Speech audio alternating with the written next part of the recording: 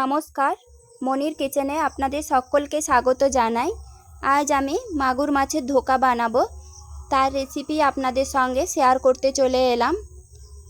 ভিডিওটি অবশ্যই শেষ অবধি দেখতে থাকুন, নিশ্চয়ই ভালো লাগবে। তো দেখে নেওয়া যাক আমি কিভাবে মাগুর মাছের ধোকা বানাই। মাগুর মাছের পিসগুলো আমি ছোট ছোট টুকরো করে কেটে নিয়েছি। দিয়ে দিচ্ছি হলুদ,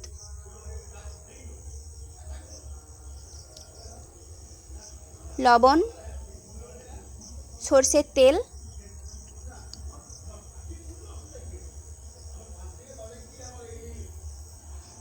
মাখিয়ে নিচ্ছি। মাখিয়ে নেওয়ার পর 15 মিনিট রেস্টে রেখে দেব। এই রেসিপির জন্য উপকরণগুলো লাগছে আদা, রসুন, জিরে, কাঁচা লঙ্কা, টমেটো, পেঁয়াজ সব কিছু পেস্ট করে নেব।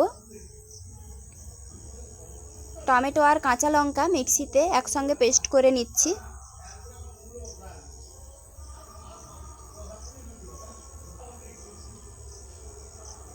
ডুমো ডুমো করে কেটে রেখেছি আলু।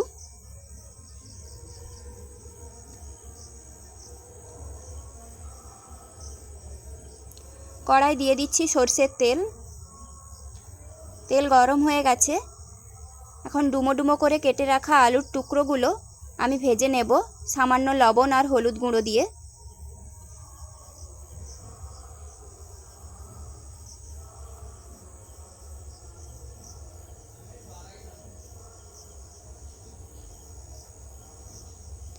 আলুগুলো লাল লাল করে ভেজে নামিয়ে নেব।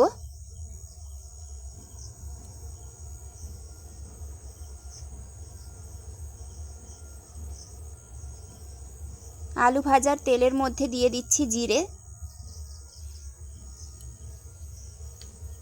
শুকনো লঙ্কা, কয়েকটা এলাচ ফাটিয়ে দিয়ে দিলাম, তেজপাতা,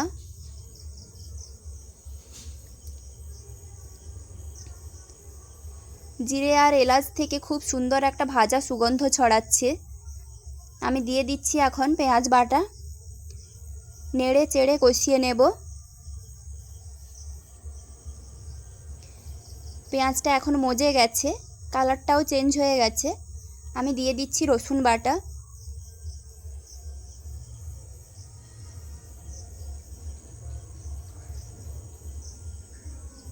নেড়ে চেড়ে দিয়ে দিচ্ছি আদা আর জিরে একসঙ্গে বেটে রেখেছি। আদা জিরের পেস্টটা দিয়ে দিলাম।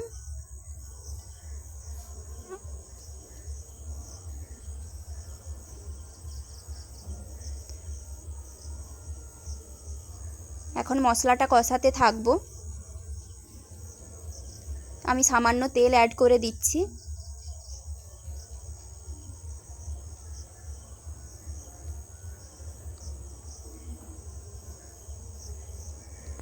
মশলাটা ভাজা ভাজা হয়ে গেছে, মশলা থেকে তেল ছেড়ে যাচ্ছে। দিয়ে দিচ্ছি লঙ্কা গুঁড়ো, কাশ্মীরি লঙ্কার গুঁড়ো আর হলুদ গুঁড়ো।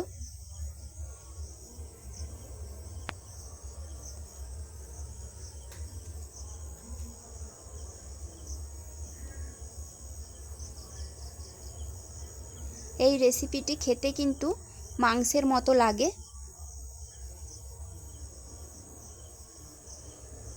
মশলা কষানো হয়ে গেছে, মশলা থেকে তেল ছেড়ে যাচ্ছে। এখন দিয়ে দিচ্ছি টমেটো আর কাঁচা লঙ্কার পেস্ট। আরও কিছুক্ষণ সময় ধরে আমি মশলাটা কষিয়ে নেব।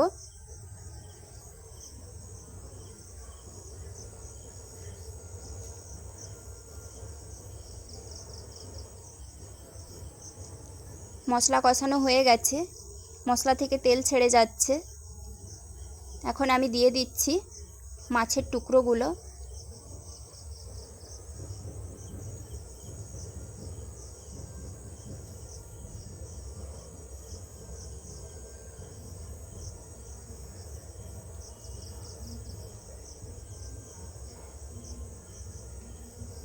মাছের টুকরোগুলো সময় নিয়ে, বেশ কিছুক্ষণ সময় নিয়ে ভালোভাবে কষিয়ে নিতে হবে।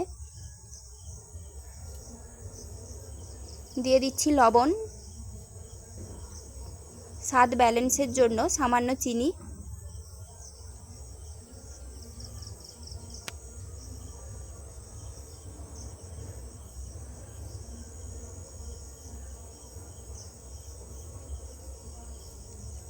এভাবে আমি প্রায় 8-9 মিনিট কষিয়ে নিয়েছি।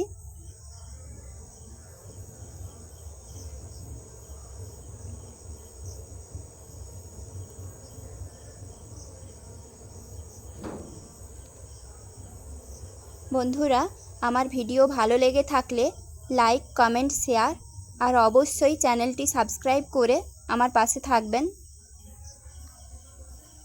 মশলা থেকে তেল ছেড়ে যাচ্ছে, আমি দিয়ে দিচ্ছি ভেজে রাখা আলুর টুকরোগুলো। সব কিছু ভালোভাবে মিক্স করে নেব।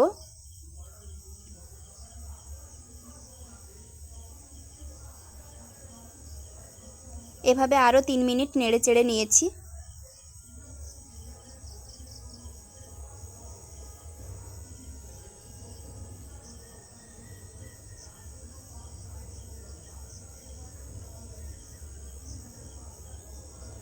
দিয়ে দিচ্ছি মশলার জল।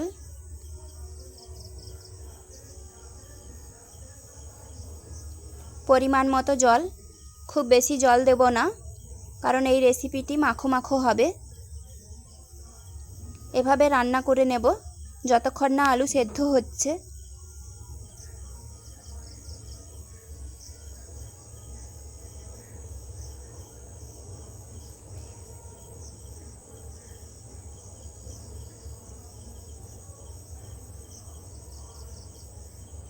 গ্রেভিটা এখন ঘন হয়ে গেছে, আলুগুলোও সেদ্ধ হয়ে গেছে। আর খুব বেশি জল টানাবো না, কারণ যেহেতু আলু আছে পরে জল টেনে নেবে, আরও শুকনো হয়ে যাবে। এখন গরম মশলার গুঁড়ো ছড়িয়ে দিচ্ছি।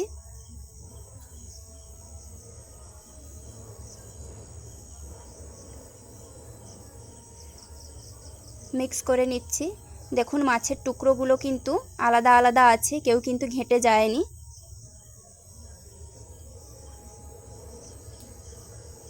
এখন আমি নামিয়ে নেব। মাগুর মাছের ধোকা কমপ্লিট। এই হলো মাগুর মাছের ধোকার ফাইনাল লুক। দেখুন দেখতে কতটা সুন্দর হয়েছে, খেতেও দুর্দান্ত হয়েছে, পুরো মাংসের মতো লাগছে। ভিডিওটি শেষ অবধি দেখার জন্য ধন্যবাদ।